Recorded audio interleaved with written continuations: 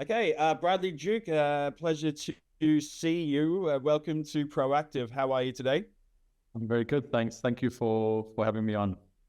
No problem. Okay, so it's a really interesting time for yourselves at Bitwise, formerly ETC Group. Obviously, we got the news that you enacted a merger between the two ETF businesses over the last week. And I wanted to meet up with you to discuss the state of the crypto ETF space. And it's been a really massive year for crypto in general, hasn't it? In terms of the Bitcoin ETFs that were approved earlier this year. Yeah. And what I find really interesting is that in such a short space of time, the crypto linked ETF space has become a super crowded, competitive space in the world of asset management.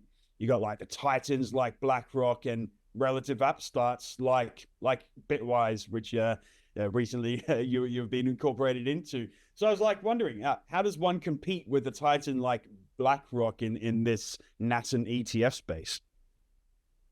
Well, it's a very good question, and the answer is actually with if you think about the way that BlackRock and some of the other very large asset managers are set up, they have a range of products that cover just about every asset class that's out there. From emerging markets to commodities to they've got ETFs for everything. And with us, we are Bitwise and the former ETC group, which is now part of Bitwise. We have always been pure play crypto asset managers. So really, we know our stuff. We are specialists in the space. We live and breathe these crypto markets. So we're really very, very well positioned to advise and to help educate the investor who's making these decisions about dipping their toe into crypto or allocating towards crypto into their portfolio of investments. And really, I think the sort of the generalist versus the specialist is what's at play, and we've seen that in many different businesses where you can you, just because there is a very, very large player there doesn't mean that specialist players don't exist or can't exist, and can't succeed as well. And I think we've seen that play itself out in Europe, but especially in the US, where with the Bitcoin and more recently the Ethereum ETF launch in the US, Bitwise really punched well above their weight in terms of the assets that they attracted to their products, as opposed to some of these huge names like you mentioned, BlackRock, Fidelity, etc. So who are you marketing toward? Who is the ETF space, the crypto link ETF space marketing towards in general? Because somebody with a fairly rudimentary knowledge of blockchain can acquire Bitcoin and keep it in a wallet for free. But obviously, ETFs come with fees to varying degrees, typically around 0.2%, what have you, of the holdings. So how do you convince a large scale potential Bitcoin investor to sacrifice a portion of their Bitcoin holdings to hold it in an ETF when they can ostensibly do this for free on the blockchain? Well, so that really is kind of at the heart of the ETFs in general and what they're offering. And I think with in the world of crypto, there is a very clear value added by choosing a regulated product like an ETF or the ETPs we have in Europe over direct investment. Sure, you are paying, let's say in your case, you mentioned 20 basis points. If you think about the performance of Bitcoin last year, 2023. The return was over 160%. So I think the 20 basis points really sort of becomes an easy point to argue for, given that what you're getting for that 20 basis points or 40 or whatever you're paying, any points above that is you getting peace of mind and security. You can invest this from your brokerage account. You can invest in these products. You don't have to have the stress of being your own bank. And you know, for someone who's been in crypto for quite a while and invested and managed my own cold storage, I know that can be stressful. People lose their device, they lose the password, they find themselves unable to recreate the wallet. There's some famous stories around that. So really what you're doing is you're paying for somebody else who does only that to do that very well, to look after the custody, to make sure that your investments are safe, and also having that ease of having your this investment in your brokerage account along with your other exposure to whatever it is, S&P or MSCI World or whatever other products that you've chosen, even single stocks. And the other thing is, an important thing as well, is that a lot of people invest through their pension, whether it's self-directed or as we see in the future, we expect there'll be more coming from the large pension houses offering exposure to crypto. But if you for example in the US and you've got a 401k, it's a lot easier to do this through a regulated ETF than direct investment isn't really, in cryptocurrency isn't supported in that way. Okay, well, you mentioned custody, and I think that's a really interesting thing to consider when it comes to these sorts of investments.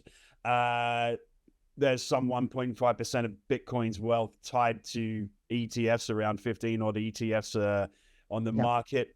A lot of this is custody on the likes of Coinbase or other centralized exchanges. So you got the end holder, the customer of the ETF. You got the ETF.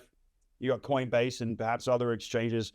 Who owns this Bitcoin in this corpus of ETFs and centralized exchanges and individuals? Where in your view, where is the ownership of this Bitcoin?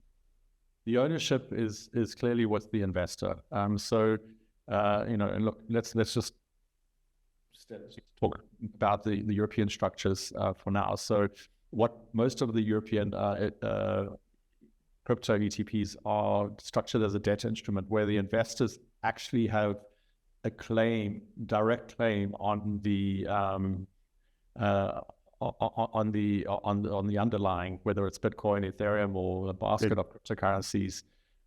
This is their cryptocurrency, and so really what we're doing as issuers of these kinds of products is really just we are the stewards of this investment, and just making sure that doing everything we can to make sure, one, there's liquidity on the exchange too, so they can enter and exit without exorbitant fees, that their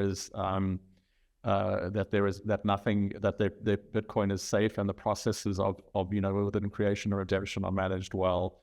So really there's a lot of, we've also got in our products, we have introduced the concept of a independent, this is the European products, independent administrator, who actually, because we move in crypto, we thought it would be to have somebody who's actually monitoring that and approving the movements is just an added step for the security of the investor, because it's usually in the movement of cryptocurrency that losses can crystallize.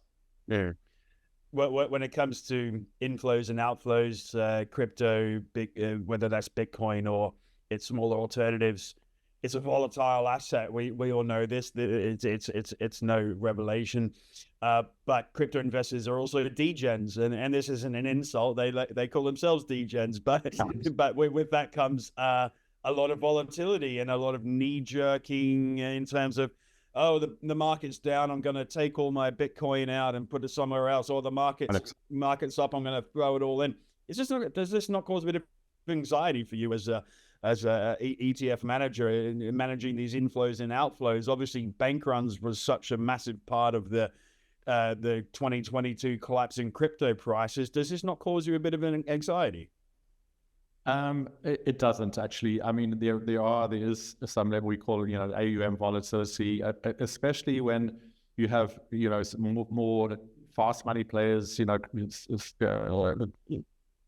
hedge funds that are more, they have a more statistical, approach to their trading. They will get in when the conditions are right and then get out when, they get signals that, that this trade is no longer going to be profitable for them, whatever their strategy is. And that's just, we take that, we understand that there are various kinds of investors. We know that they can't all be, hodlers, as they like to call themselves, these longer term, Bitcoin, investors who just want to buy more Bitcoin and leave it, and for the long term, and that, even though that's the vast majority of the investors, they are long-term investors. Of course, there are ones who feel they need to be more active in their trading, and that's fine, because the way the funds are structured, we will always have more cryptocurrency in storage than is required, to pay back the investors. So the concept of a bank run, as you mentioned, would not impact us at all. I mean, of course, we'd be unhappy that the AUM is diminishing quickly, but it's not structurally, it's not a problem in the way, because banks normally don't have the cash, they don't have the liquidity. Whereas we will always have the liquidity, because our formation documents, our prospectus, requires that we keep more, at least as much cryptocurrency as we are issuing paper, and that's verifiable, on chain. And we even provided our website where people can look through into the underlying wallets to see that the cryptocurrency is in fact there. Yeah. Right, so I wanted to ask you, putting Bitcoin aside, obviously the other big thing this year was Ether. Ether got ETF approval in the US. But let's look at performance. So when Bitcoin ETFs were approved in the US in January, it preceded an all-time high, a Bitcoin all-time high. Right. Yeah. Quite a resounding success, to be honest, in terms of inflows. I think there's around 17 billion odd of Bitcoin in the ETF space now. Super successful, we could say. Same can't really be said for Ether. To be objective about it, inflows have not really taken off to near the same extent. The underlying spot price of Ethereum certainly hasn't hit an all-time high. Why is that, do you think? I think there's a few reasons behind that. I think probably, the most important reason is just really, let's call it brand recognition. Everybody knows Bitcoin, right? That Bitcoin has been spoken about so much. People who even don't really know what it is have heard of it. And so it's, we call it, the OG, the original gangster. Was the first cryptocurrency that came out, and a very, very good cryptocurrency, very strong.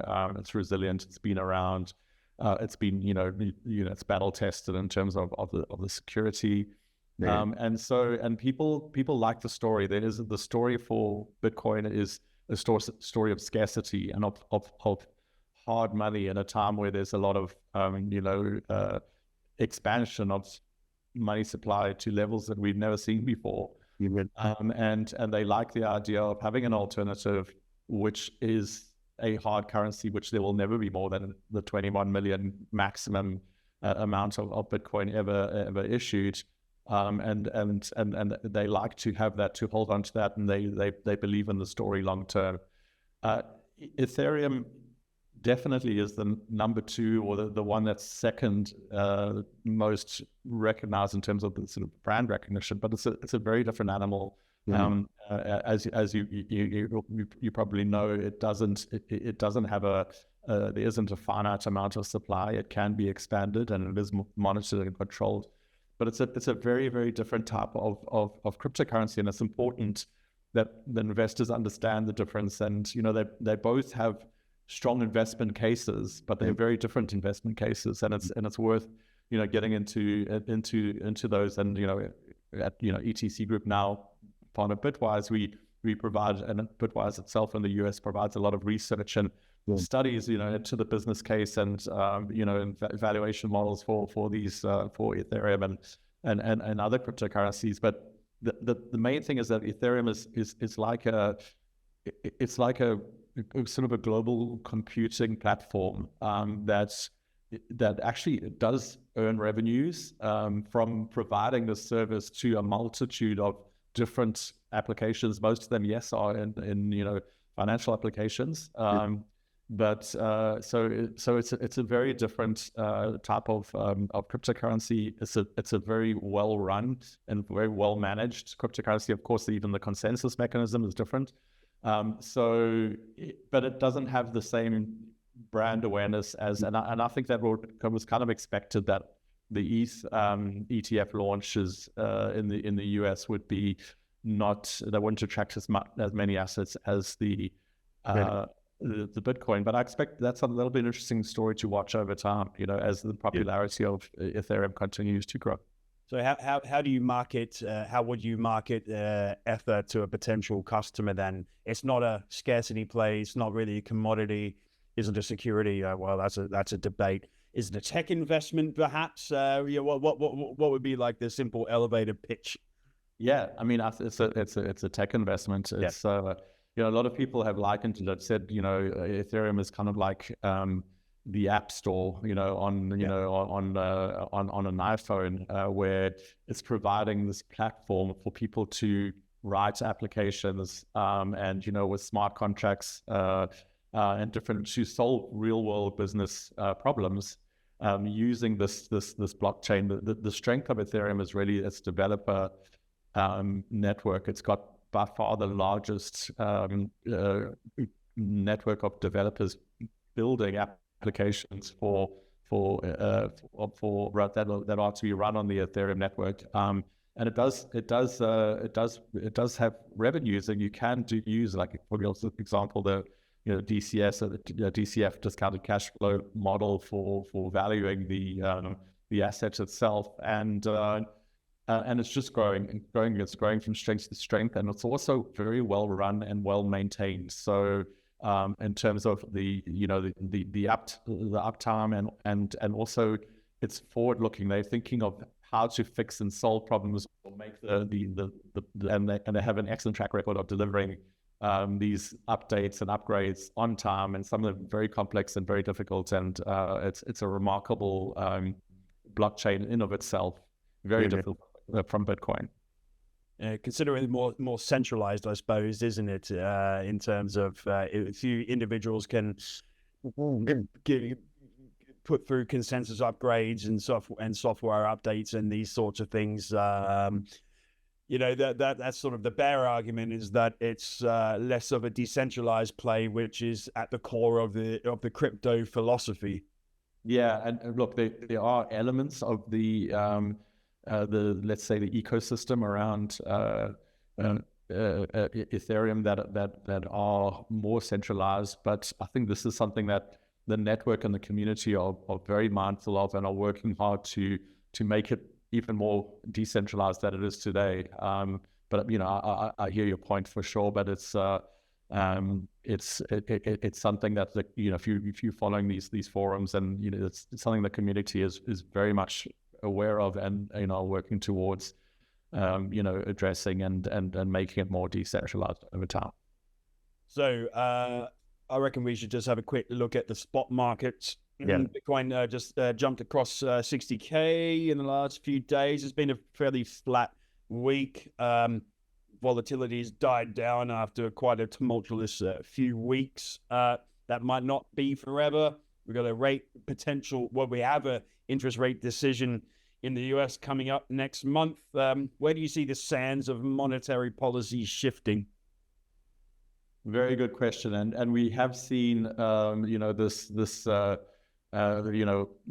Bitcoin responding to to monetary policy changes.